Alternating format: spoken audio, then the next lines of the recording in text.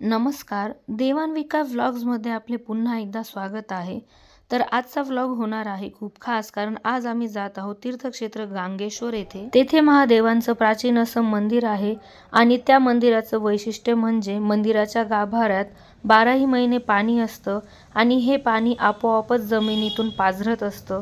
हे पाणी कुठून येतं याची अद्याप कोणाकडे समाधानकारक माहिती नाहीये। चला तर मग आपण निघूया तीर्थक्षेत्र गांगेश्वर येथे।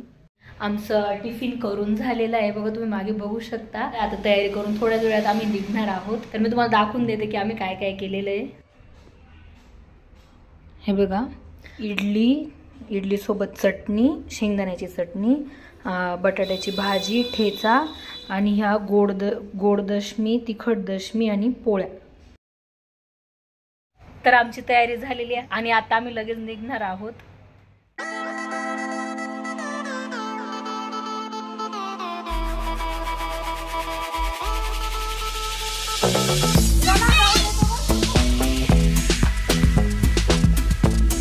तर आम्ही ताहराबाद येथून निघालो आहोत पिंपळनेर येथे।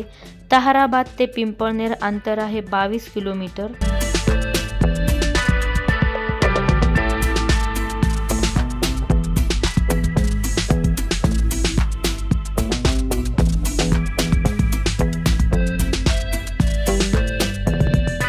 आम्ही पिंपळनेरला पोहोचलो आणि ताहराबादहून येताना मी हे आवळे घेतले, मला हे खूप आवडतात। असो तर पिंपळनेरला पोहोचल्यानंतर आपल्याकडे दोन ऑप्शन असतात, एक तर आपण सामोडे ह्या गावातून गांगेश्वरला जाऊ शकतो आणि दुसरं चिक्स या गावातून। तर आम्ही चिक्स मार्गे जात आहोत, अंतर आहे 5.5 किलोमीटर।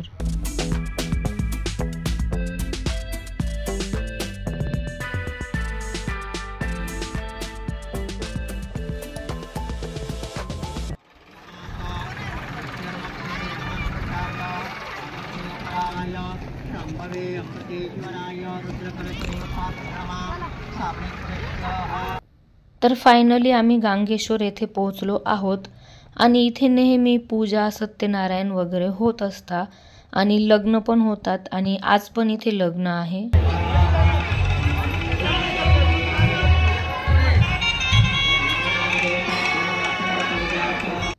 तर हे आहे गांगेश्वर महादेव मंदिर, अतिशय प्राचीन आणि प्रख्यात मंदिर आहे। इथली महादेवांची पिंड स्वयंभू आहे। मंदिराचा गाभारा लहान असून आपल्याला अतिशय छोट्याशा चौकटीतून गाभाऱ्यात प्रवेश करायचा असतो, म्हणूनच 1 किंवा 2-2च्याच तुकडीने आपण आत जाऊ शकतो।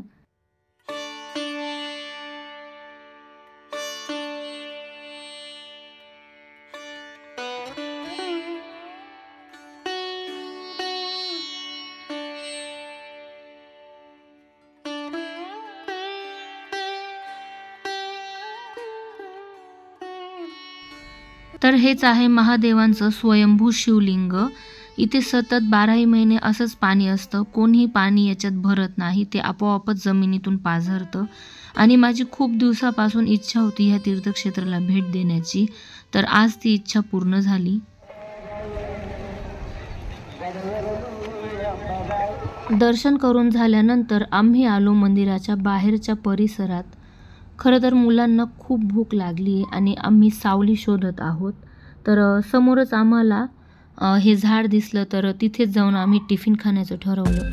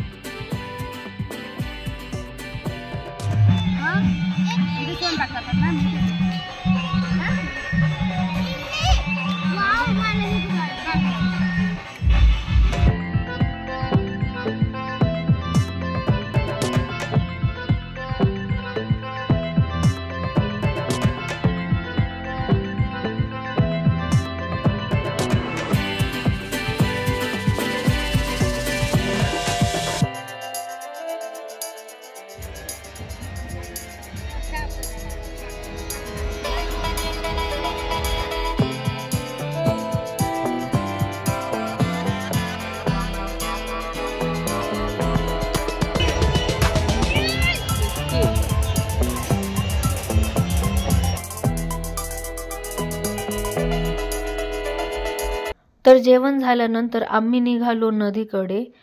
स्थानिकांनी आम्हाला सांगितलं की इथे छोटासा पाण्याचा स्रोत आहे, जे पाणी डोंगरदऱ्यातून वाहून येतं आणि ते स्वच्छ, गार आणि पिण्यासारखं असतं. मग त्याच पाण्याच्या शोधात आम्ही निघालो आहोत.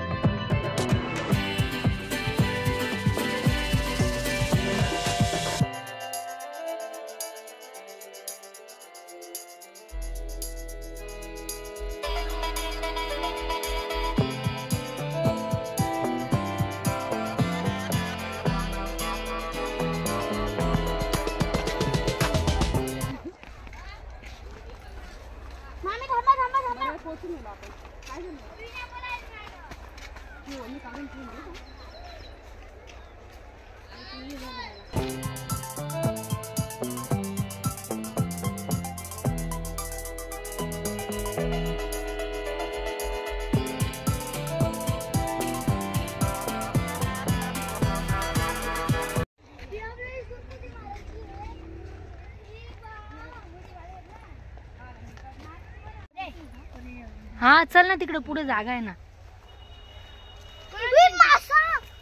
हो हो, चल चल चल चल चल पटकन चल. कुठे मासा? हा हा, डुबुक. थांबू नको.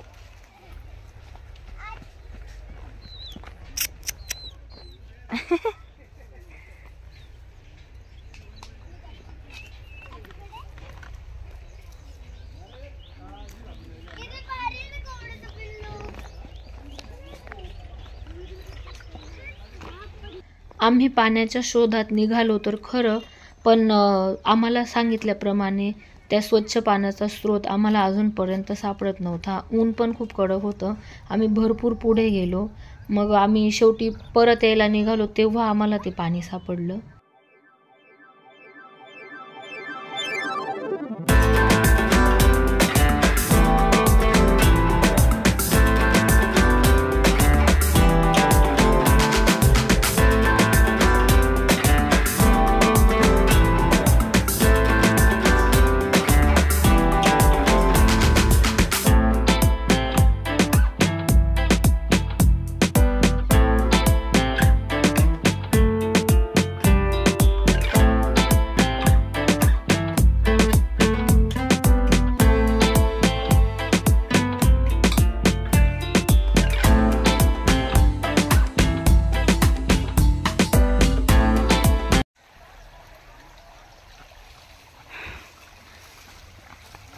तर इथे हे वरून आहे ना, डोंगरावरचं पाणी येतंय.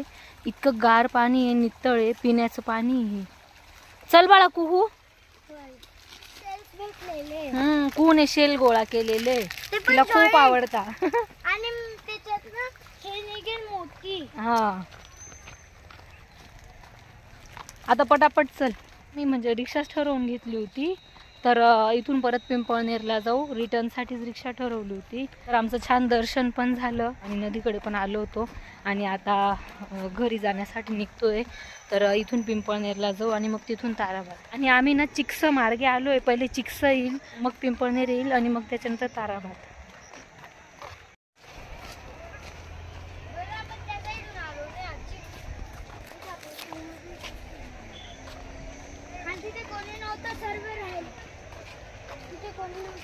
पाणी बी घेऊन घेतलं का? पाणी बी घेऊन घेतलं. हा, ते कुहूने भरलं का थोडंसं शिंपल्यामध्ये.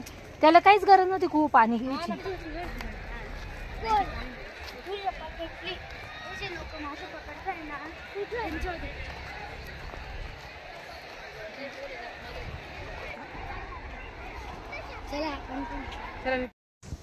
तर घरी निघण्याआधी पुन्हा आम्ही बाप्पाचं दर्शन घेतलं.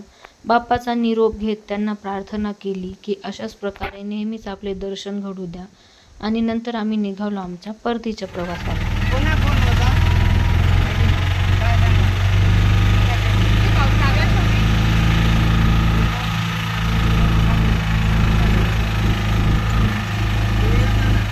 Hello everyone. आता आम्ही नदीतनं शेल गोळा केलेले आहे. हा जॉईंट शेल आहे आणि हा असाच आहे. आणि हा आजीने शोधून दिला मला. रुद्राने पण केले का कलेक्ट? दाखव. त्याच्याकडे पण जॉईंट शेल आहे दोघी.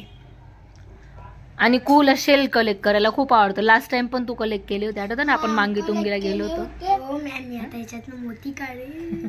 तर आजचा व्लॉग मी इथेच संपवते. व्हिडिओ आवडला असेल तर लाईक करा, शेअर करा आणि माझं चॅनल देवान्विका व्लॉगला सबस्क्राईब करा. लवकरच भेटू आपण पुढच्या व्लॉग मध्ये. तोपर्यंत